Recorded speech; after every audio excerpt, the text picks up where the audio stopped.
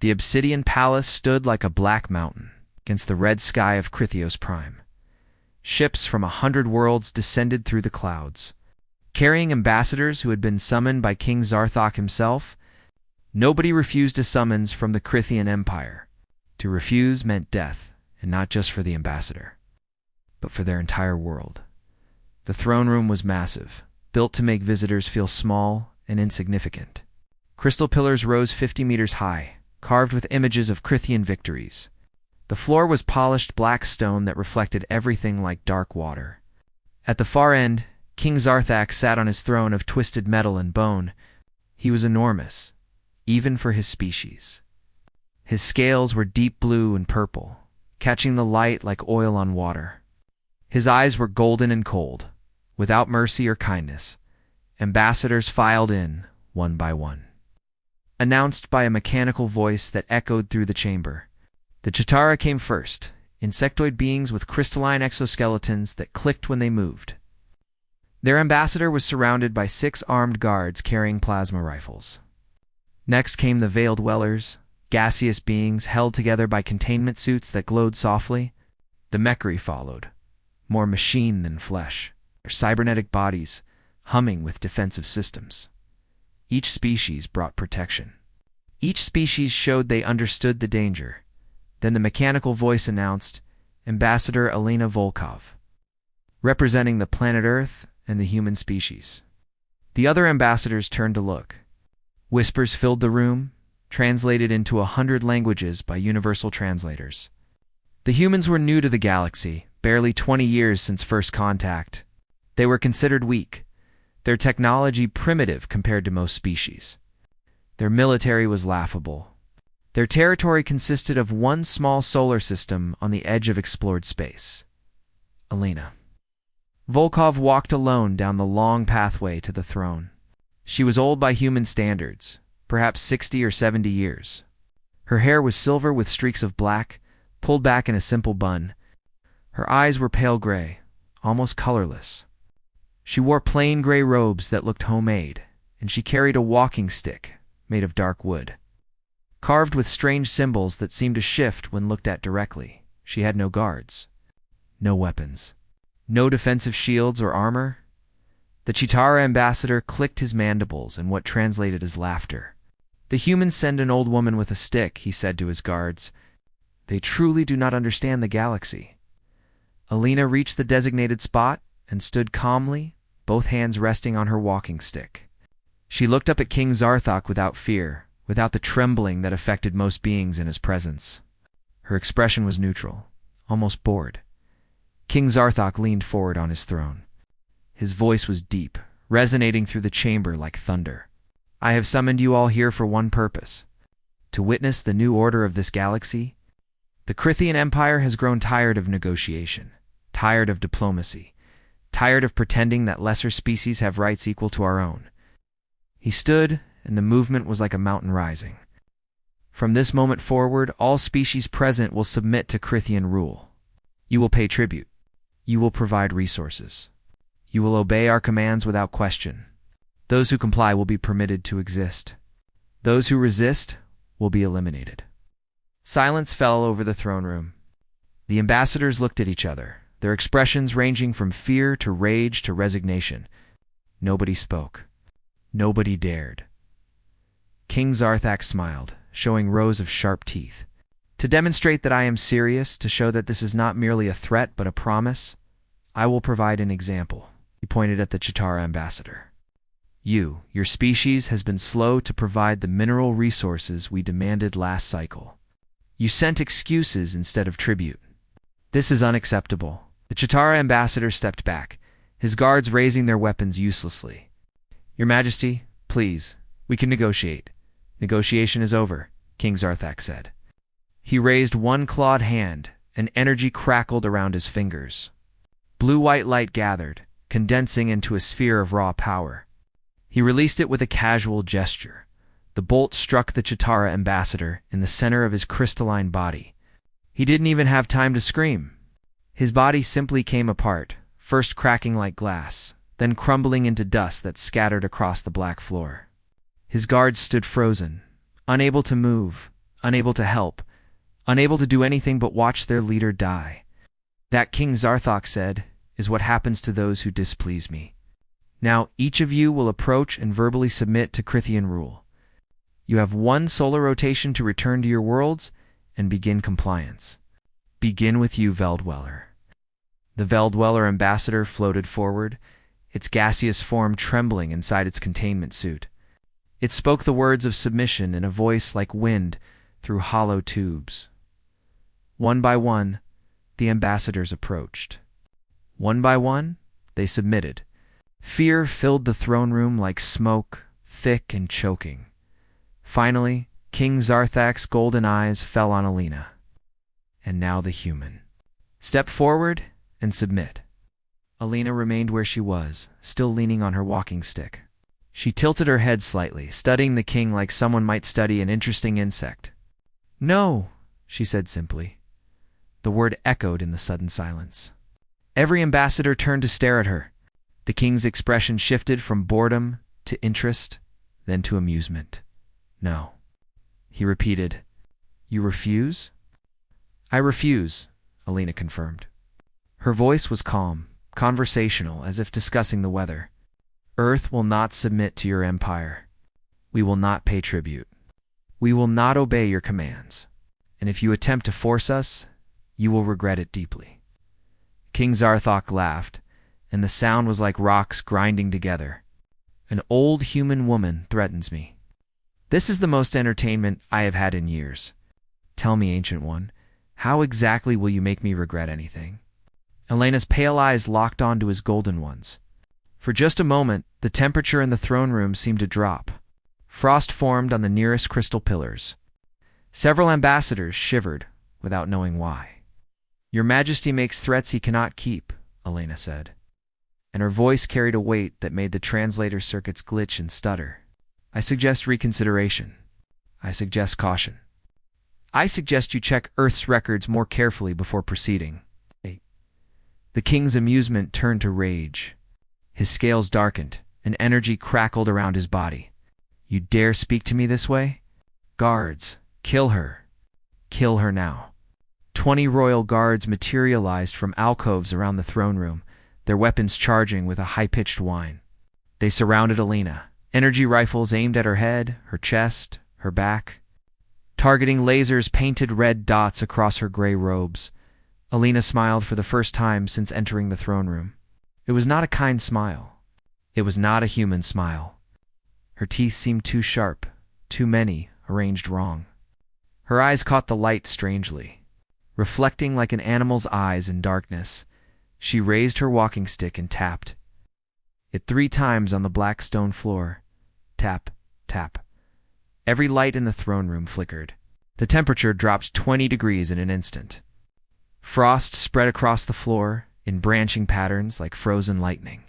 The targeting lasers on the guards' weapons wavered, then went dark. Somewhere deep in the palace, machinery began to groan and shriek. Elena's whisper filled the entire throne room, impossibly loud. Coming from everywhere and nowhere, you should have checked Earth's folklore before inviting me here, King Zarthok. You should have asked what stories human children learn. You should have wondered why an old woman would come alone. The guards fired their weapons. 20 energy bolts converged on Elena's position simultaneously. Enough firepower to vaporize a tank? When the light faded and the smoke cleared, Alina was gone, and from behind the throne. Her voice spoke again. Let me tell you a story about a witch who lives in the woods. King Zarthok spun around on his throne, and there she was. Elena Volkov stood behind him, in a space that had been empty 1 second before. She had not walked there. She had not teleported in the way technology allowed. She had simply appeared as if folding through space in a way that hurt to think about. Her walking stick was different now. In the moment between one breath and the next, it had transformed. It was no longer simple wood, but a massive pestle. Ancient and stained dark with substances that looked like old blood, but smelled like herbs and stranger things. The carvings on it moved, symbols writhing like living creatures.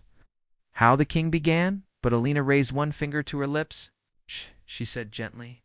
The old woman is speaking now. The king will listen. Zarthak roared and lunged at her with speed that belied his massive size. His claws, each as long as a human forearm and sharp enough to cut through steel, slashed through the space where Elena stood. They hit nothing.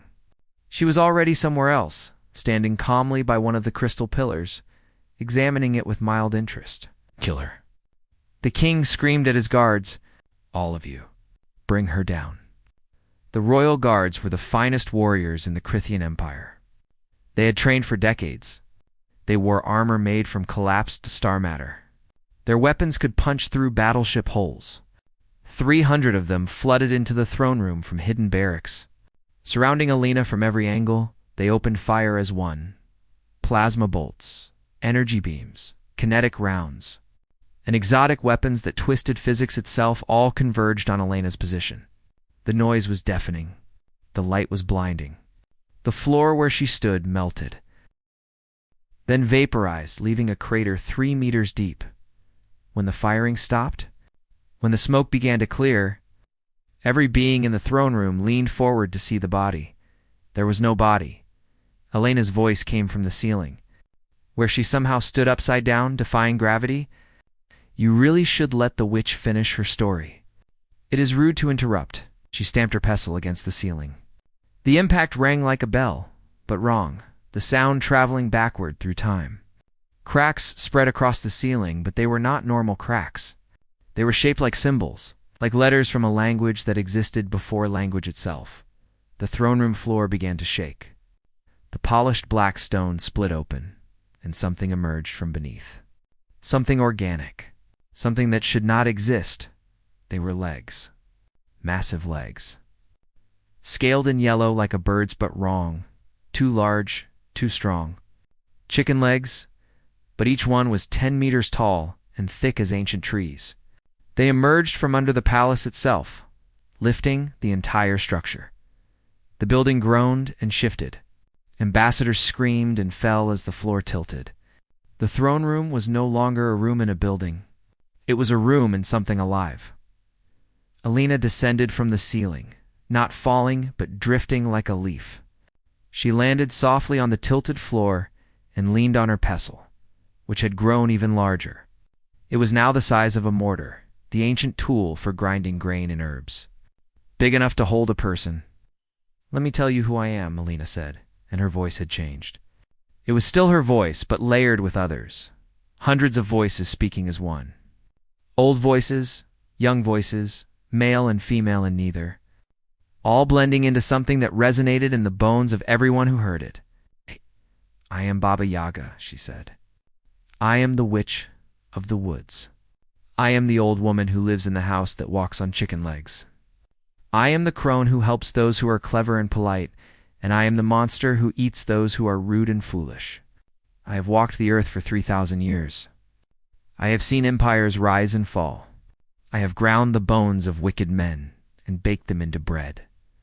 Her form began to change as she spoke.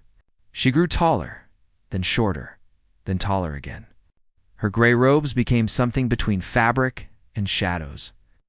And within those shadows, stars moved in patterns that made no sense. Her eyes glowed like coals in a fire that burned with cold instead of heat. When humanity reached for the stars, Baba Yaga continued, "We made a deal. The hidden things of Earth and the humans who had forgotten us. They needed protection, and we needed purpose. So here I am, the diplomat, the ambassador, the witch who speaks for humanity." She pointed at King Zarthak with one long finger, and her nail had become a black claw. "You threatened to destroy Earth. You demanded submission. You thought humans were weak because they are young, because their ships are slow, because their weapons are small. You forgot the oldest rule of the forest." As the palace continued to rise, walking on its chicken legs through the capital city of Crithios Prime, outside the windows. Citizens fled in panic as the building that had stood for 1,000 years began to move. Alarms blared. Military ships took flight, circling the walking palace but afraid to fire on it with their king still inside. King Zarthak rallied, his pride overcoming his shock. "You are one being, one ancient creature from a primitive world. I command millions of soldiers. I have weapons that can crack planets. What can you possibly do against the might of my empire?" Baba Yaga laughed, and the sound was like winter wind through dead trees, like ice cracking on a frozen lake, like the last breath of summer dying into autumn. "You still do not understand. So let me show you." She stamped her pestle on the floor again, and this time the sound traveled outward like a wave. It passed through the walls, through the palace, through the air itself. Everywhere it touched, things changed. In the military barracks 3 kilometers away, soldiers burst into flame. Not ordinary flame, but cold fire that burned blue and white. They did not die, not immediately. They stood frozen, aware, trapped in their burning bodies. Living statues of agony in the governmental complex. Officials who had tortured prisoners, who had ordered massacres, who had committed atrocities in the king's name, found themselves unable to speak anything but truth. They began confessing on live broadcasts, their voices mechanically listing every crime, every murder, every evil deed. They could not stop. They could not lie.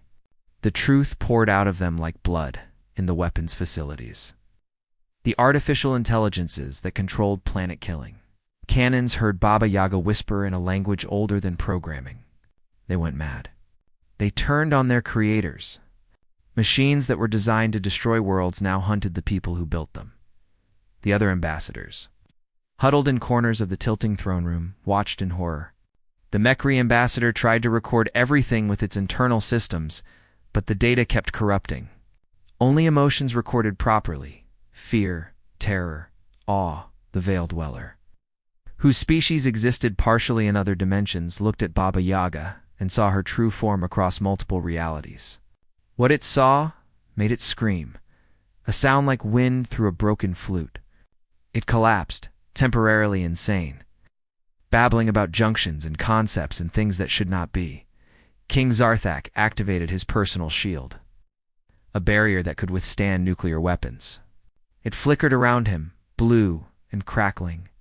He reached for the controls hidden in his throne, emergency systems that could call every ship in orbit to fire on the palace. Baba Yaga watched him with ancient patience. "You may try," she said. "But first, let me tell you about the other protectors of Earth. Would you like to meet them? There is a pale man who never stays dead, no matter how you kill him. There are things that live in the static between radio signals. There is a goat-headed creature that punishes the wicked on winter nights. There is a man in a red suit who knows when you have been bad." She smiled again, and this time her smile split too wide, showing too many teeth. Earth negotiated with its monsters, King. We did not hide from them. We did not hunt them to extinction. We made deals. And now we travel the stars together. The king pressed the button. Every ship in orbit received the command: fire on the palace. Destroy it. Kill everything inside. Baba Yaga spread her arms wide. Her mortar grew even larger, opening like a mouth. The first energy beam from orbit struck the palace and was swallowed whole by the mortar. Then the second. Then the third. She caught every attack, absorbed them into her mortar, like catching raindrops. And when she had collected them all, she ground them together with her pestle. The energy beams, the plasma fire, the kinetic rounds, all of it mixed together, like ingredients in a spell. Then she pointed her pestle at the nearest military installation and released everything at once. The explosion lit up half the planet. When it faded, there was a crater where the installation had been, glass where sand had melted, silence where there had been thousands of soldiers. Baba Yaga turned back to King Zarthak. "Now, shall we talk about what happens next?" King Zarthak ran. For the first time in his long life, the ruler of half the galaxy fled like prey. He abandoned his throne room, his ambassadors, his dignity. His massive form crashed through corridors as he headed for the War Command Center deep beneath the palace. The center was built into bedrock, shielded with every defensive technology the Empire possessed. Temporal barriers prevented teleportation. Reality anchors stopped dimensional shifting. Psychic dampeners blocked mental attacks. He reached the blast doors and slammed his hand on the scanner. The doors opened with a hiss, 3 meters of reinforced metal sliding apart. He stumbled through, and the doors closed behind him with a final sounding boom. Inside, his generals waited. 50 of the finest military minds in the Crithian Empire, surrounded by holographic displays showing the chaos unfolding across the planet. One display showed the walking palace. Another showed the crater where the military base had been. A third showed riots breaking out in cities as news spread. "Your Majesty," the head general said, a scarred veteran named Crathaner, "we have sealed the command center. Nothing can reach us here. We can coordinate the fleet from this location," and a drop of water fell on Crathaner's head. He looked up, confused. The ceiling was solid metal. There should be no water. Another drop fell. Then another. The drops came faster, forming a small stream. The stream became a flow. Water poured from the ceiling like a broken pipe, but there were no pipes there. The water pooled on the floor, and in that pool, a reflection appeared. Not a reflection of the room, but a reflection of a face. An old woman's face with pale eyes and a knowing smile. The water rose up, defying gravity, forming a column. Then the column became solid, became flesh, became Baba Yaga. She stepped out of the impossible water as if stepping through a doorway, her robes dry, her pestle in hand. "The king runs fast," she observed. "But the witch is faster." Zarthok screamed in rage and terror. "This is impossible. The shields, the barriers, nothing can enter this room." Baba Yaga tilted her head. "Your technology is young. It thinks in terms of space and time, energy and matter. I am older than those concepts. I travel through story, through fear, through the cracks between what is real and what is believed. Your shields cannot stop a fairy tale." The generals opened fire with personal weapons. Baba Yaga sighed and transformed. Her body came apart into dozens of black birds, ravens, and crows that scattered through the command center. The bullets and energy beams hit empty air and walls. The birds reformed behind the line of generals. Baba Yaga stood there, and now she held something new. In one hand was her pestle. In the other was a wooden spoon, carved with symbols that hurt to look at. She dipped the spoon into the air itself as if the air were soup, tasting it. "Fear," she said. "Rich and strong, seasoned with guilt and desperation. A fine vintage." General tried to grab her from behind. His hands passed through her body as if she were made of shadow. She turned, and her eyes were no longer human. They were empty holes that showed stars, distant and cold and uncaring. She touched him with one finger, and he aged. Decades passed in seconds. His scales turned gray, then white. His muscles withered. His eyes clouded. He collapsed, not dead but ancient, too old to move, trapped in a body that should have died years ago, but could not. "Each of you," Baba Yaga said to the remaining generals, "has ordered deaths, innocent deaths, children and civilians and prisoners. You have committed war crimes for your king, and you thought you would never face justice." She raised her wooden spoon and stirred the air. Reality bent around the motion. The generals began to transform. Their bodies remained, but their minds went elsewhere. They fell to the floor, their eyes open, but seeing things that were not there. They were trapped in nightmares made real, living their victims' final moments over and over, feeling every death they had caused. Only King Zarthak remained standing. He backed against the wall, his shield flickering weakly around him. "What are you?" he whispered. "What are you?" Baba Yaga approached slowly, in no hurry. "I told you. I am Baba Yaga. I am the witch. But if you want the truth, the real truth, I will give it to you. I am a story that became real. Every human child learns about me. They learn to be clever, to be polite, to respect the old and the strange. They learn that the world has dark places and dangerous things, and that sometimes those things can be bargained with if you are smart enough." She stood in front of him now, close enough to touch. "I became real because humans believed in me for thousands of years. Belief has power. Stories have power. And when humanity needed protection from species like yours, they did not call on their soldiers or their scientists. They called on their monsters. The shield around Zarthok failed, breaking apart like glass. He threw a punch at her face with all his strength, enough force to shatter concrete. His fist connected, and Baba Yaga's head snapped back. For a moment, he felt hope. Then she turned her head back to face him, completely unhurt, and smiled. The king has some fight left.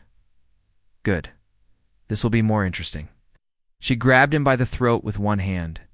Her fingers were thin, almost delicate, but they held him like iron bands. She lifted him off the ground as if he weighed nothing, and he was icily 4 times her size. "Let me show you," she said, "what you tried to destroy." The walls of the command center vanished. They were no longer in the palace, but somewhere else, standing in darkness. Stars surrounded them, but not the normal stars. These were different constellations, patterns that spelled out words and languages Zarthok did not know. Images appeared in the darkness, floating like holograms, but more real. He saw Earth, the small blue planet he had planned to conquer. He saw its cities and forests, its oceans and mountains. Then he saw deeper. He saw the things that lived hidden there. Vampires walking among humans. Old and powerful, now serving as Earth's intelligence network across the galaxy. Werewolves and shapeshifters, perfect infiltrators and spies. Digital ghosts that haunted computer networks gathering information.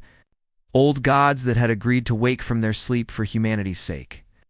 "We are all diplomats now," Baba Yaga said. "All of us creatures from humanity's nightmares and fairy tales. We made a deal. We protect them, and they let us live. Let us travel. Let us have purpose again. And in return, humanity gets something no other species has." She brought Zarthok's face close to hers. "They get to be the species that befriended their monsters. They get to be the ones who walked into the dark forest and came out with the witch as an ally. Do you understand what that means?" Zarthok struggled uselessly in her grip. "You cannot threaten the entire galaxy. There are empires older than yours, stronger than yours. They will unite against Earth. They will remember this day," Baba Yaga interrupted. "They will remember what happened when a king tried to make an example of humanity. They will tell this story for generations. The day King Zarthak threatened Baba Yaga and lost everything. She threw him, and despite the darkness around them, he flew through space and crashed into something solid, the throne room. They were back in the palace, which still walked on its chicken legs through the burning city. The other ambassadors were still there, huddled and terrified. Baba Yaga walked toward the king, and with each step she changed. Taller, then shorter. Young, then old. Beautiful, then hideous. Her form shifted constantly, showing different aspects. Different versions from different stories across different cultures. Every human civilization had stories of dangerous old women, and she wore all their faces. "I will give you a choice," she said, looming over him. "You can die quickly, or you can live and serve as my message to the galaxy. I will mark you, and every being who sees you will know that you challenged Baba Yaga and failed. You will live in shame, powerless, a warning to others." King Zarthok looked around at the ruins of his power. His empire was collapsing. His military was destroying itself. His throne room had become a prison in a walking house. He had been the most powerful being in known space, and now he was nothing. Pride made his decision. "I choose death," he said. "I will not live as a coward's example." Baba Yaga's expression became sad, almost disappointed. "I hoped you would be wiser.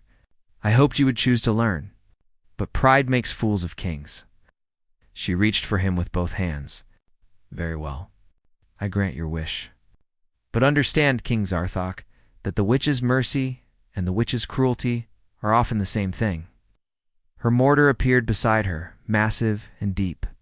She picked up the king as if he were a child and placed him inside it. He tried to climb out, but the sides were too smooth, too high. She raised her pestle, and it grew even larger, heavy as a mountain. This is not metaphor. She brought the pestle down, and it began to grind. The sound of grinding filled the throne room. It was not a quick process. Baba Yaga took her time, methodical and thorough, as if she had done this 1,000 times before. King Zarthak screamed at first, but the screams became something else, Something that was not quite sound, but more like light, like color, like concepts being torn apart and reformed. The ambassadors watched in horror, unable to look away, unable to flee. The doors were sealed.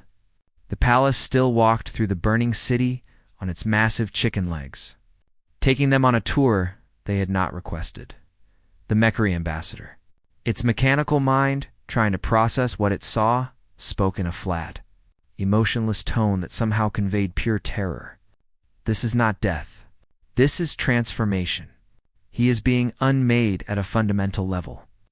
Baba Yaga glanced at the mechanical being and nodded approvingly. Smart machine. Yes. I am separating him into components. Flesh and bone, yes, but also memory and essence. Fear and pride, cruelty and power.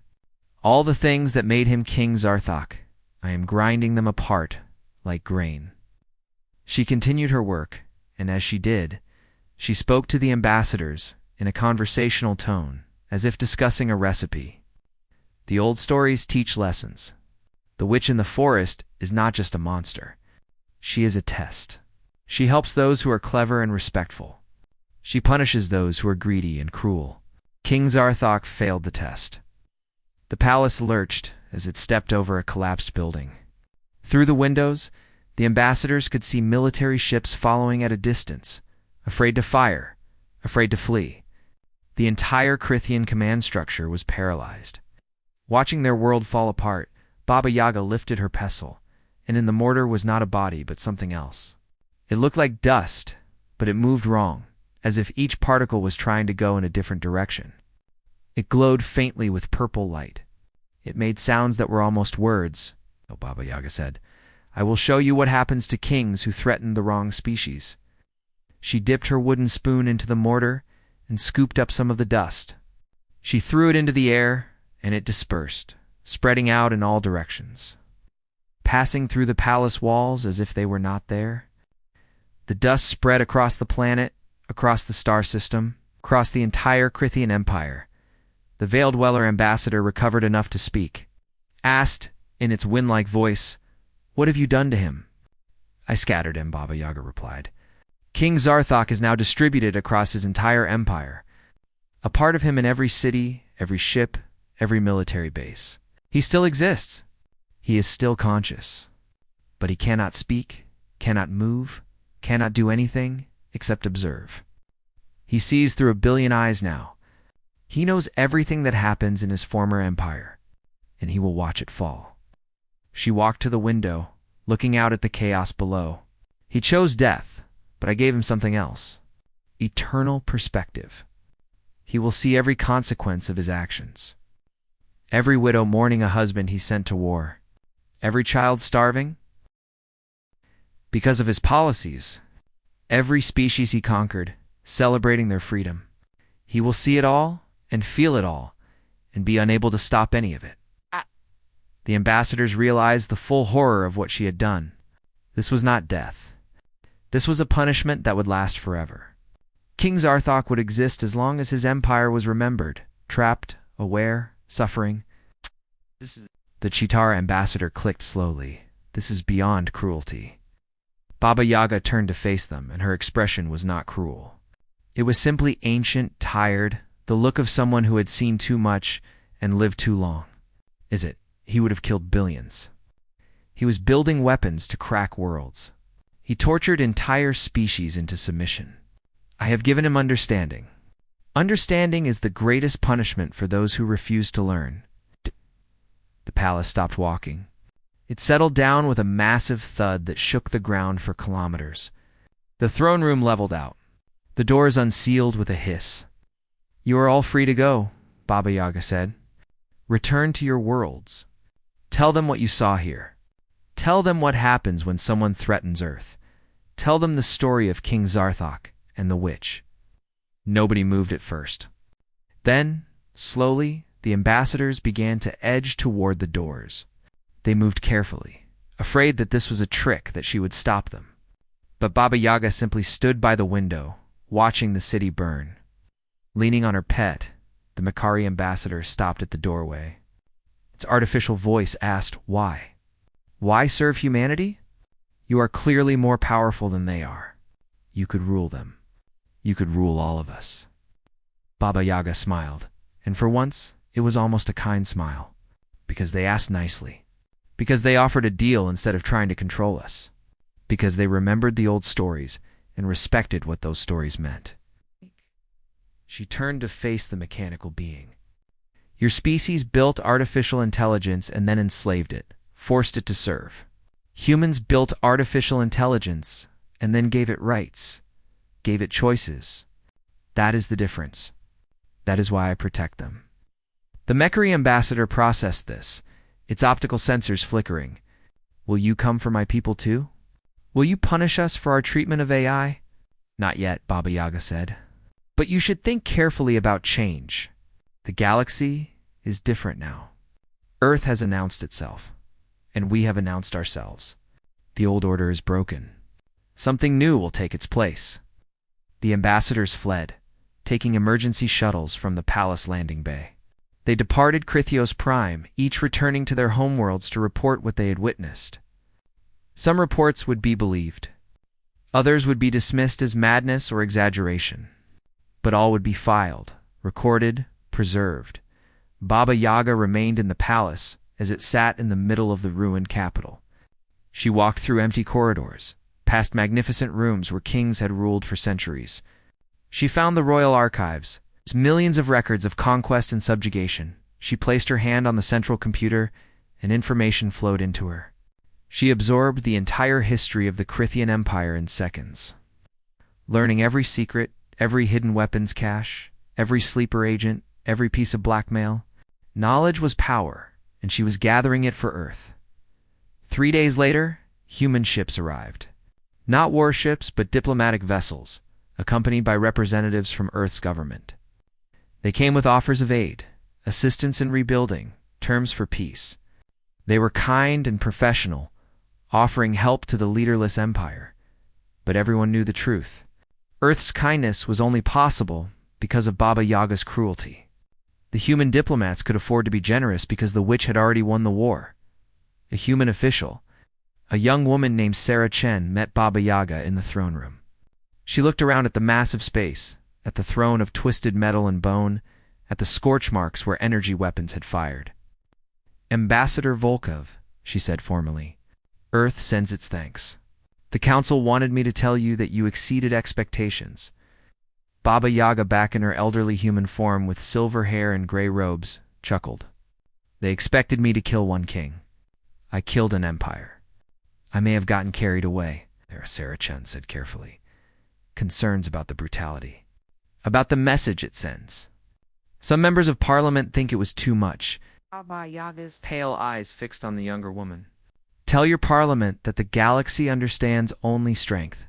We could have been diplomatic, patient, slow. We could have built alliances over decades, and maybe eventually been taken seriously.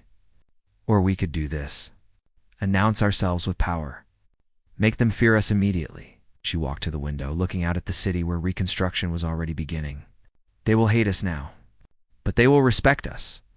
And that respect will keep Earth safe while your species learns to navigate galactic politics.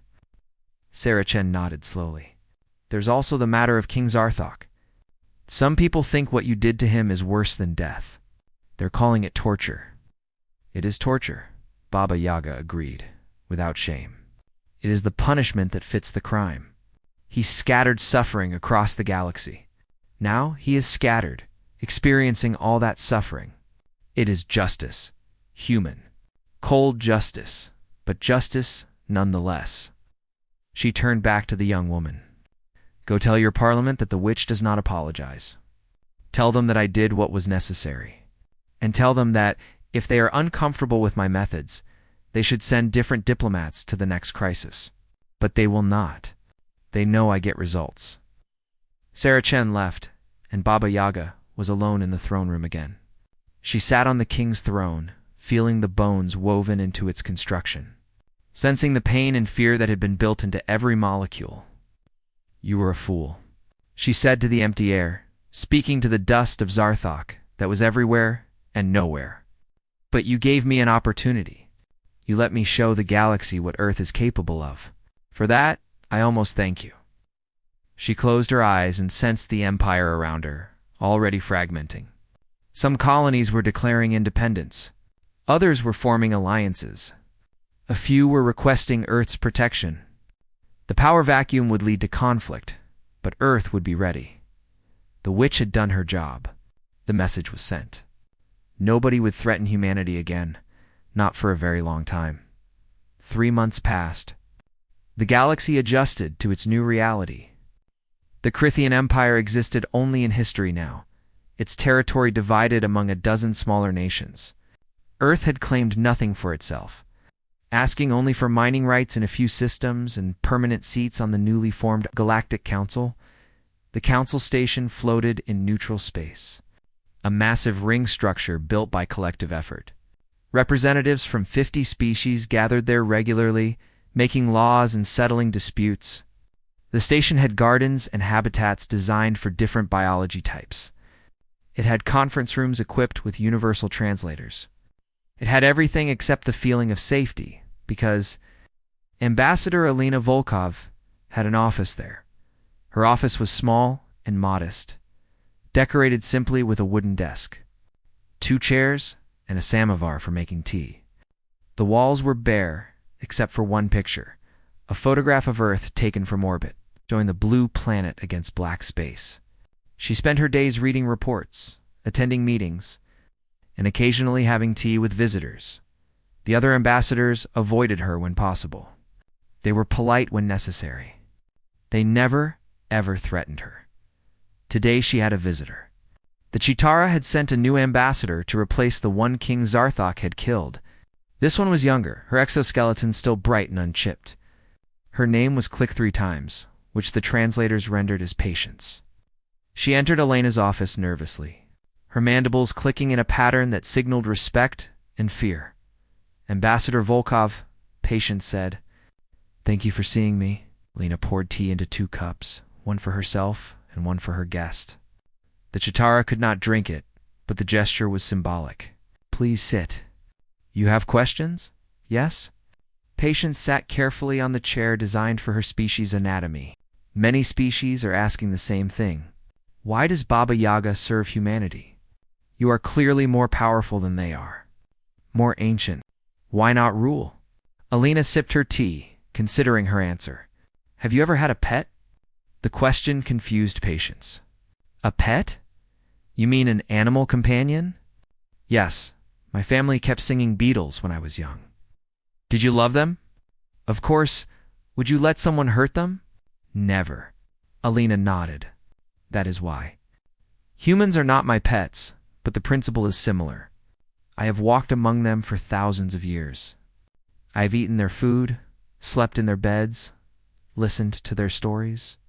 They are infuriating and wonderful and creative and stupid and brave. They are mine to protect, even if they do not fully understand what I am." She set down her teacup. "Also, they made a very good deal. They offered me freedom, travel, purpose. In exchange, I protect them. It is a fair trade. I am content." Patience's mandibles clicked thoughtfully. "Other species want to know the limits of your power. They want to know what you cannot do." "Everyone wants to know the monster's weaknesses," Elena said with a slight smile. "That is natural. Tell them this. I am very powerful, but I am not infinite. I am one being. If the entire galaxy united against Earth, I could not stop them all. But I could make the victory so expensive, so painful, that nobody would think it worthwhile." She leaned forward. "Tell them also that I am not Earth's only protection. There are others like me, other things from the dark places of human history. We have an agreement. We do not fight each other, and we all defend humanity. So any attack on Earth means facing all of us at once." Patience shuddered, her entire exoskeleton rippling. "How many are there?"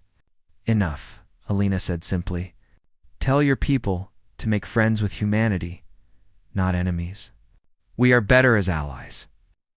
After Patience left, Alina returned to her paperwork. Trade agreements, territorial disputes, requests for Earth's mediation in conflicts. Humanity was becoming an important voice in galactic politics, and it had only been a few months. Another visitor arrived in the afternoon. This one was unexpected. The Veil Dweller from the throne room, the one who had gone temporarily insane from seeing Baba Yaga's true form. Its name was translated as Whisper, Eve whined. "I have come to apologize," the Veil Dweller said in its breathy voice. "For my weakness? For breaking when I saw you?" Elena waved a hand dismissively.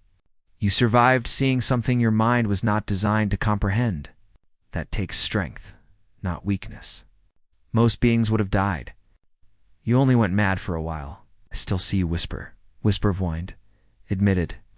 When I close my sensory organs, I see your true form. You are a concept that learned to walk. You are the junction point where story becomes reality. You are the proof that belief has power." Yes, Elena agreed. "That is what I am." "Does it still frighten you?" "Terribly," the Veil Dweller said. "But I am also fascinated. My people want to study you, to understand how belief can create consciousness. Would you allow this?" Elena considered. "No, but I will tell you something that might help. Every species has stories. Every culture has legends. Those stories have power, whether you know it or not. Your people must have old tales, beings from before you became spacefaring. Those beings might still exist, waiting for someone to remember them." Whisper whined rippled with what might have been excitement. "You suggest our myths could be real?" "I suggest that reality is more flexible than your science admits.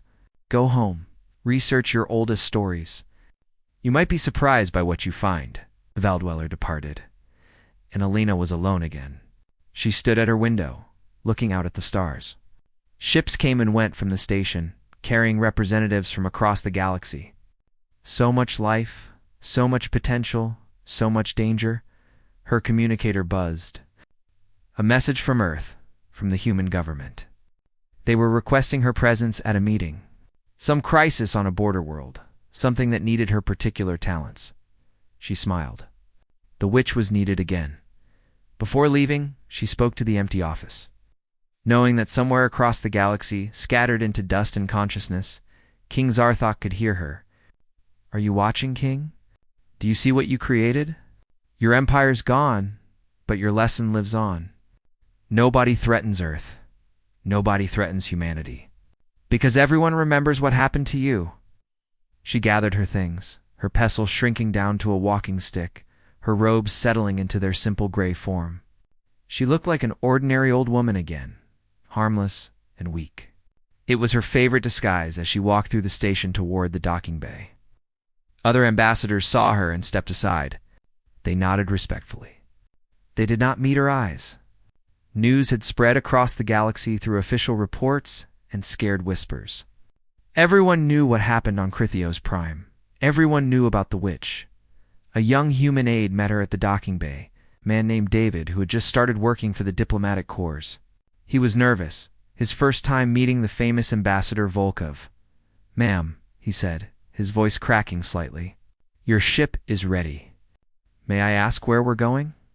"To teach another lesson," Elena said kindly.